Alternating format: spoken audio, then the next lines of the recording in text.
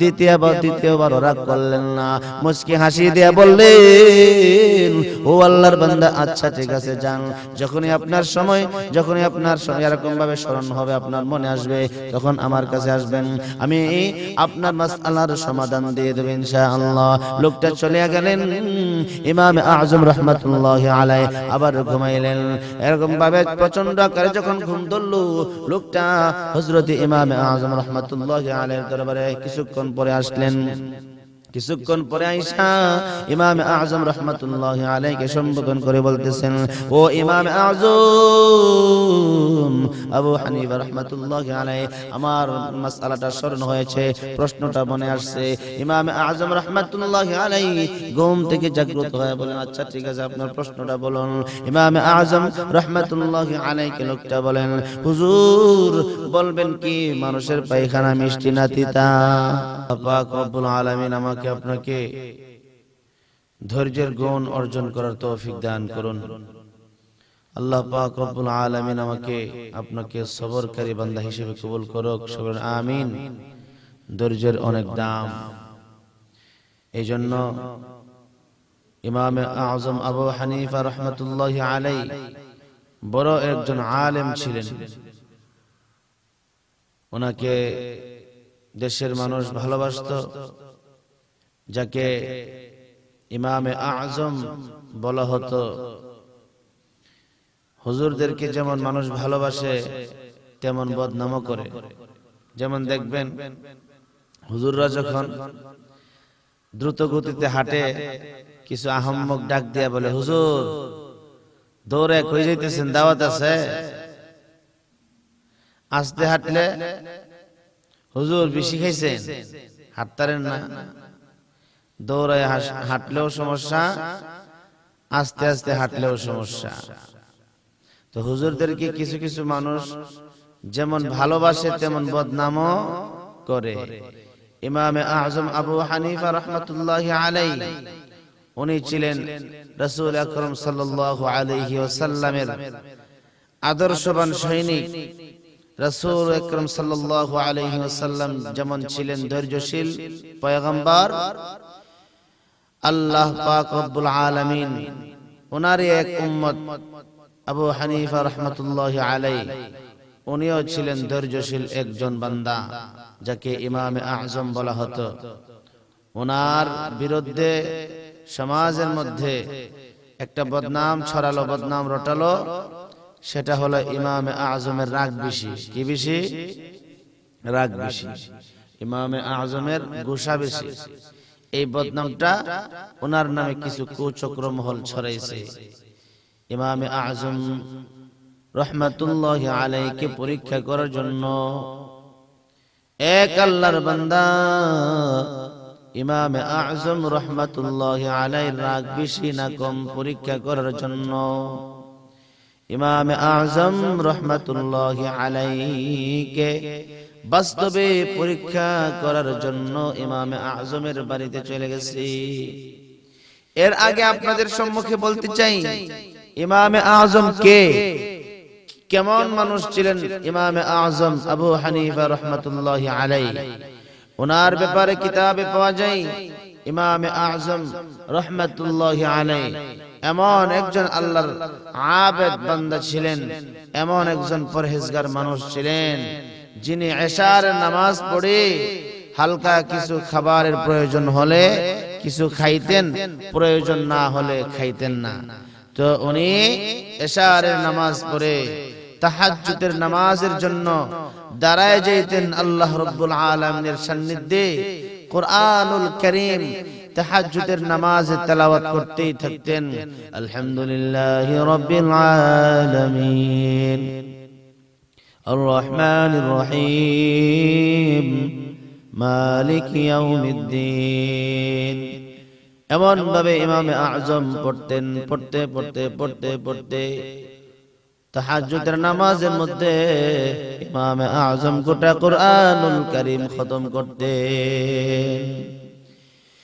ইমামে আযম আবু হানিফা রাহমাতুল্লাহি আলাইহি, যার ব্যাপারে কিতাবের মধ্যে লিখেন ইমামে আযম আবু হানিফা রাহমাতুল্লাহি আলাইহি এশারের উযু দিয়া দীর্ঘ 40 বছর পর্যন্ত ফজরের নামাজ পড়েছেন। আবু হানিফা বদ ইমামে বাসফা আসিরাজ উম্মতানে মুস্তাফা সাইয়্যিদুল কাওনাইন খাতমুল মুরসালিন আখিরা মুদবুদ ফখরুল আউয়ালিন। এই ছিলেন হযরত ইমাম আযম, যিনি এশার ওযু দিয়া দীর্ঘ 40 বছর পর্যন্ত এশার ফজর নামাজ পড়েছেন।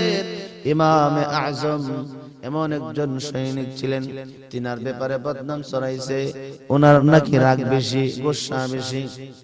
এই জন্য একজন লোক বাস্তবে পরীক্ষা করার জন্য ইমাম আযম রাহমাতুল্লাহি আলাইহির বাড়িতে চলে আসছে। ইমাম আযম রাহমাতুল্লাহি আলাইহিকে আয়েশা লোকটা প্রশ্ন করতেছে, ও ইমাম আযম, আবু হানিফা রাহমাতুল্লাহি আলাইহি বাড়িতে আসেননি, যিনি সারা রাত আল্লাহ রাব্বুল আলামিনের ইবাদত করে ফজরের নামাজ পড়ে হালকা কিছু কোরআন তেলাওয়াত করে। ওনার ফিকহ শাস্ত্র ছিল, ফিকহ শাস্ত্রের গবেষণার জন্য 40 জন বড় বড় বিজ্ঞ আলেম ছিলেন, যিনারা কোরআন হাদিস থেকে মাসআলা মাসাইল বের করতেন। উনি 40 জন বিজ্ঞ আলেমদেরকে নিয়ে কুরআন হাদিস থেকে মাসলা মাসাইল বের করতেন। ইমাম আযম কিছু সময় মাসলা মাসাইল বের করার জন্য সময় কাটাইতেন। তারপরে উনি একজন বড় ব্যবসায়ীও ছিলেন, অনেক বড় ব্যবসায়ী ছিলেন। তারপরে উনি ব্যক্তিগতভাবে নিজের ব্যবসার মধ্যেও কিছু সময় দিতেন। হযরত ইমাম আযম যখনই জোহরের আযান হয়ে যেত, হযরত ইমাম আযম আযানের সাথে সাথে ব্যবসা থেকে ফারিগ হয়ে নামাজে আল্লাহ রাব্বুল আলামিনের সান্নিধ্য গ্রহণ করার জন্য নামাজে চলে যেতেন। জোহরের নামাজের পরে হযরত ইমাম আযম রাহমাতুল্লাহি আলাইহি দুপুরে লাঞ্চ করতেন, খাবার খাইতেন।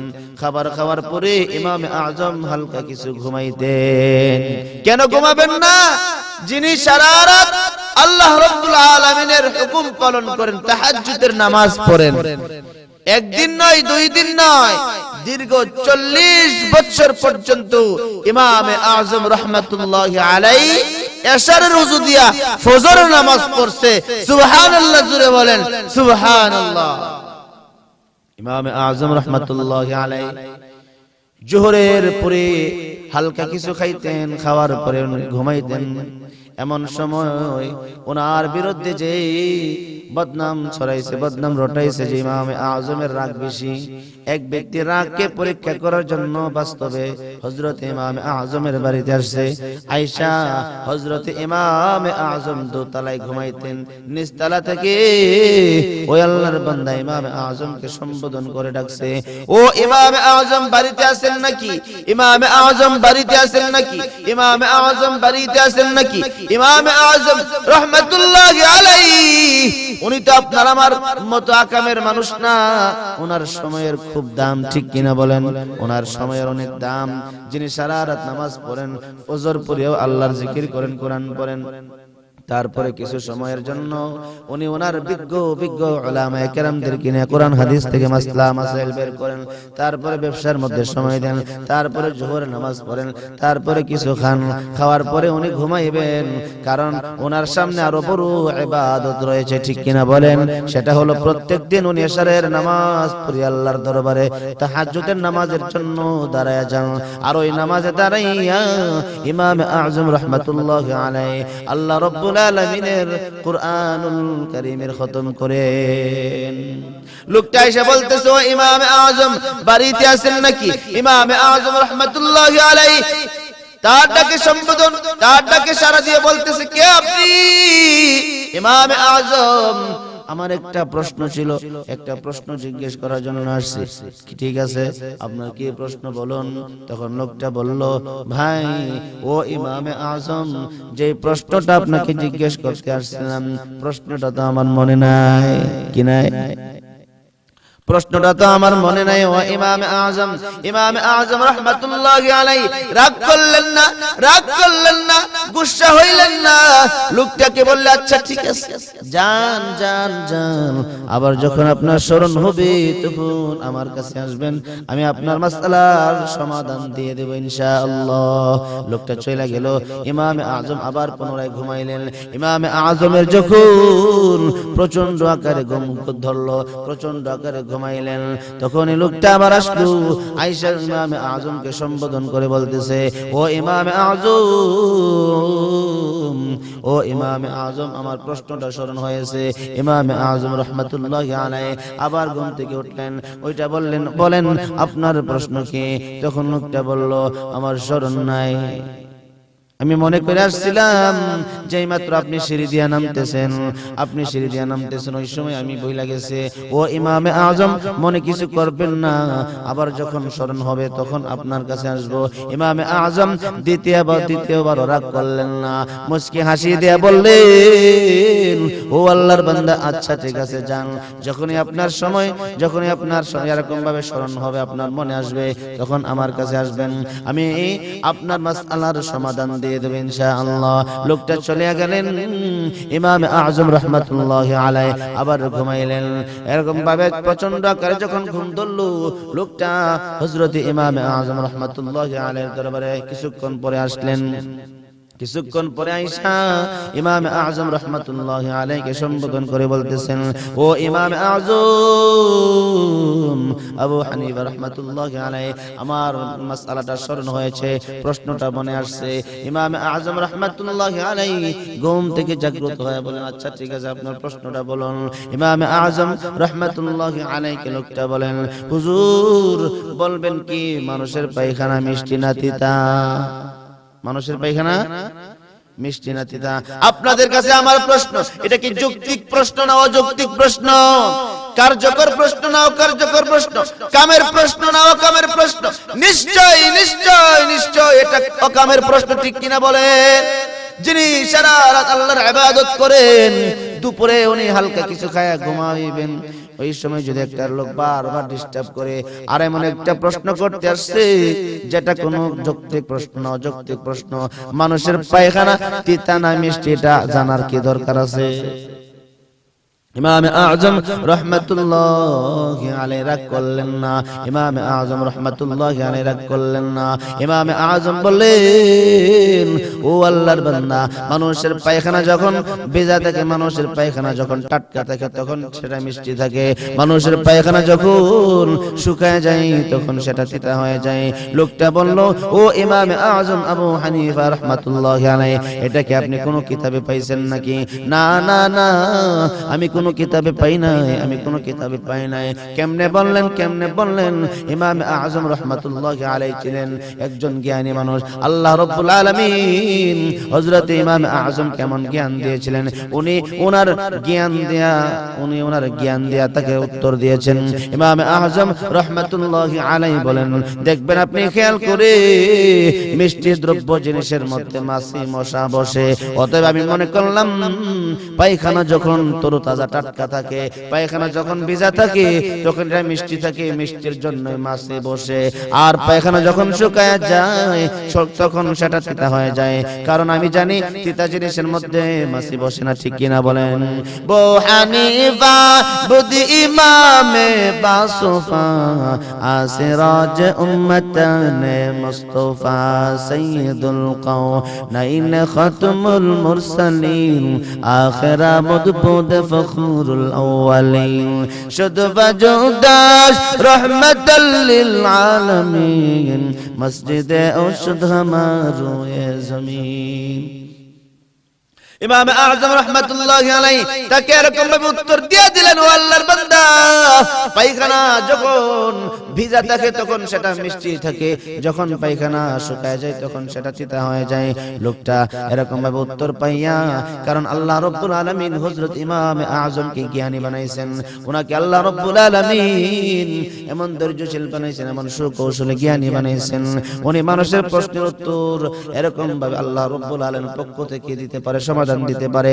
উনি হলেন ইমামে আজম। আযম আবু হানিফা রাহমাতুল্লাহি আলাইহি। দেখেন আরেকটি ঘটনা, এক লোক এরকম ভাবে তার বাড়িতে কিছু স্বর্ণ মুদ্রা তার ঘরে লুকায় রাখছে মাটির নিচে। হঠাৎ করে লোকটার স্মরণ নাই, ইমামে আযমের বাড়িতে আসছে। আয়েশা বলতেছে, ও ইমামে আযম, আমার বাড়িতে আমি কিছু স্বর্ণ মুদ্রা রাখছি, কিন্তু কোন কোনায় রাখছি, আমি দক্ষিণে রাখছি নাকি এরকম ভাবে পূর্বে রাখছি না পশ্চিমে রাখছি উত্তরে রাখছি মনে নাই। ও ইমামে আযম আবু হানিফা, যদি আপনি বলতেন তাহলে আমার উপকার হতো। ইমামে আযম বলেন, আমি কিন্তু আলিমুল গায়ব জানি না, আমি কিন্তু গায়বের মালিক না, তুমি তোমার বাড়িতে কোন জায়গায় স্বর্ণ রাখছো আমি কেমনে বলবো, ঠিক কিনা বলেন? ইমামে আযম রাহমাতুল্লাহি আলাইহি বলে, তোমার বাড়িতে তুমি তোমার স্বর্ণ কোথায় রাখছো আমি কিভাবে জানবো? ইমামে আযম রাহমাতুল্লাহি আলাইহি লোকটা বলতেছেন, ও ইমামে আযম, আপনার দ্বারা যদি সমাধান না হয় পৃথিবীর কোনো মানুষ সমাধান দিতে পারবে না, বারবার পিরাপিরি করতেছে, আমাকে বলতেই হবে বলতেই হবে। ইমামে আযম বলেন, আচ্ছা ঠিক আছে, আপনি ওযু করুন। কি করুন? ওযু করুন। লোকটা ওযু করলো। ইমামে আযম লোকটাকে বললেন, নামাজে দাঁড়ায় যান। লোকটা নামাজে দাঁড়ায় গেছে।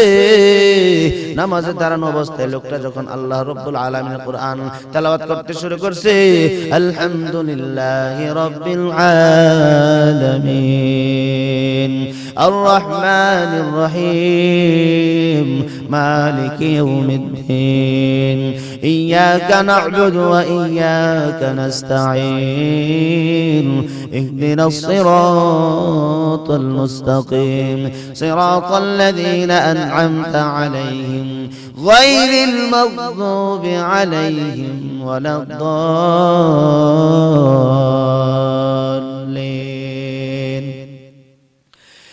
এইরকম ভাবে সূরা ফাতিহা তেলাওয়াত করে অন্য একটা সূরা যখন উনি মিলাবেন, তখন এই লোকটার স্মরণ আসছে, হাইরে আমি আমার ঘরের পশ্চিম কোণায় আমার স্বর্ণ লুকায় রাখছি। তাড়াহুড়া করে নামাজ শেষ করলেন। শেষ করে ইমামে আযমের দরবারে দৌড়ে আসলেন, ও ইমামে আযম, আমার স্বর্ণ কোন জায়গায় রাখছে আমার স্মরণ আসছে মনে হইছে। ও ইমামে আযম, আপনি আমাকে উত্তর দিতে হবে, বলতে হবে, আপনি কেমনে জানলেন? নামাজে দাঁড়াইলে আমার স্মরণ আসবে, নামাজে দাঁড়াইলে আমার কি হবে, আমার কথা স্মরণ হবে, আমি আমার স্বর্ণ কোথায় রাখছি আপনি কেমনে বুঝলেন? ইমামে আযম বলেন, শুনেন শুনেন শুনেন, পৃথিবীর গোপনীয়, পৃথিবীর মধ্যে নির্জনীয় ভাবে এরকম ভাবে গোপনীয় ভাবে কত কাজ হয়, এই কাজের মধ্যে মানব জাতি সাক্ষী না থাকে, ওই কাজের মধ্যে শয়তান সাক্ষী থাকে। কারণ সব সময় মানুষের সাথে শয়তান চলাফেরা করে। তুমি তোমার স্বর্ণ কোথায় রাখছো মানুষ না জানলেও শয়তান দেখছে, শয়তান জানে। এই জন্য আমি ভাবলাম, যখন তুমি নামাজ দাঁড়াইবা, আল্লাহর কোরআন পড়বা, নামাজ পড়বা, কিন্তু শয়তান তো চাইবে না তুমি ভালো কাজ করো, তুমি নেক কাজ করো। শয়তান এরকম কখনো মানুষ ভালো কাজ করো, ভালো কাজ, নেক কাজ, নেকমূলক কাজ করো, শয়তান চায় না। এই জন্য আমি তোমাকে নামাজে দাঁড় করায় দিছি। আর শয়তান অবশ্যই মানুষের সাথে থাকে, শয়তান অবশ্যই দেখেছে তুমি তোমার স্বর্ণ কোথায় রাখছো, কোন জায়গায় লুকায় রাখছো। এই জন্য আমি বললাম, নামাজে দাঁড়াও, নামাজে দাঁড়াইলে শয়তান তোমাকে স্মরণ করায় দিবে, মনে করায় দিবে। এই জন্য আমি তোমাকে নামাজ পড়তে বলেছি। এই জন্য মুহতারাম হাজিরিন, ইমামে আযম রাহমাতুল্লাহি আলাইহির বিরুদ্ধে যখন এরকম ভাবে বদনাম ছড়াইয়া দিল, এরকম ভাবে বদনাম রটাইয়া দিল, উনি নাকি রাগে, উনার নাকি গুসা বেশি, বাস্তবিক ভাবে উনার বিরুদ্ধে সেটা বদনাম ছিল। ইমামে আযম রাহমাতুল্লাহি আলাইহি নবীর আদর্শবান সৈনিক, উনি নবীদের আমার আপনার নবী যেমন রাগী না, আমার আপনার নবী যেমন সবরওয়ালা নবী, আমার আপনার নবীর উম্মতরাও সবরওয়ালা উম্মত, ঠিক কিনা বলেন? আমরা নবীর কাছ থেকে সবর শিখেছি, আমরা নবীর কাছ থেকে ধৈর্য শিখেছি। দেখেন না হুজুরদেরকে কত মানুষ কাট মোল্লা কয়ে গালি দেয়, আল বদর কয়ে গালি দেয়, তলেবান কয়ে গালি দেয়, আয়াজ বলে গালি দেয়। হুজুররা কিন্তু তাদের কথার উত্তর দেয় না, হুজুররা কিন্তু পাল্টা জবাব দেয় না, হুজুররা কিন্তু তাদের কথা শুনে শুনে সমাজের মধ্যে বসবাস করে। কারণ তারা এমন এক মানবের সৈনিক, তারা এমন এক নবীর সৈনিক যিনি কখনো বেসবর হন নাই, সব সময় ধৈর্যশীল ছিলেন। এই জন্য পয়গম্বর আরবীর সৈনিক আমরা কখনো বেসবর হব না, আমরা কখনো রাগ করব না, আমরা কখনো গুসা হব না। ধৈর্যের ফলাফল কে দিবেন? ধৈর্যের ফলাফল আল্লাহ দিবেন। এই জন্য মানব জাতির যার মধ্যে যত সবর বেশি, তার সম্মান বেশি, তার ইজ্জত বেশি। যার যত ধৈর্য বেশি, আল্লাহ রাব্বুল আলামিনের দরবারে তার তত ইজ্জত বেশি। এই জন্য আমাকে আপনাকে বেসবর হওয়া যাবে না। মানব জাতির জন্য সবচেয়ে মানব জাতির জন্য ভয়াবহ কাজ হলো, মানব জাতির জন্য দুর্ভোগের কাজ হলো মানব জাতি আজকে ধৈর্যহারা, বেসবর। আজকে দেখবেন অধিকাংশ মানুষ ধ্বংস হচ্ছে বেসবরের কারণে, ধৈর্যহারা হওয়ার কারণে। আজকে মানুষ বড় বড় গুনাহ করতেছে, এরকম ভাবে বড় বড় নাফরমানিমূলক কাজ করতেছে রাগের কারণে। ঠিক কিনা বলেন? রাগকে কন্ট্রোল করতে পারে না, রাগকে নিয়ন্ত্রণ করতে পারে না। দেখেন মানুষ মানুষকে হত্যা করে রাগের কারণে। ঠিক কিনা বলেন? মানুষ মানুষকে হত্যা করে রাগের কারণে, মানুষ মানুষকে আঘাত করে রাগের কারণে, মানুষ মানুষের ফসলাদি নষ্ট করে রাগের কারণে, মানুষ মানুষের ক্ষেত খামার নষ্ট করে রাগের কারণে, মানুষ মানুষকে গুম করে রাগের কারণে, মানুষ মানুষকে এসিড মারে রাগের কারণে, মানুষ মানুষকে মিথ্যা মামলা দিয়া এরকম ভাবে পেরেশানি করায় রাগের কারণে, মানুষ মানুষকে এরকম ভাবে আক্রমণ করে রাগের কারণে। এমন কি স্বামী তার আদরের বিবিরে তালাক দে রাগের কারণে। ঠিক কি না? নাকি তা আদর করে দে, সালাম করে যে তোমার লগে 10 বছর সংসার করছি, ওহানার ভালো লাগতেছে না, তোমার বিদায় দিলাম, আমার মাফ করে দিও, তুমি আমার আমার আমার আমার বিরুদ্ধে তুমি কিছু করো না, মামলা টামলা করো না, তোমার সচ্চাই ছাড়ছে। এমন করে দে নাকি রাগ করে দে?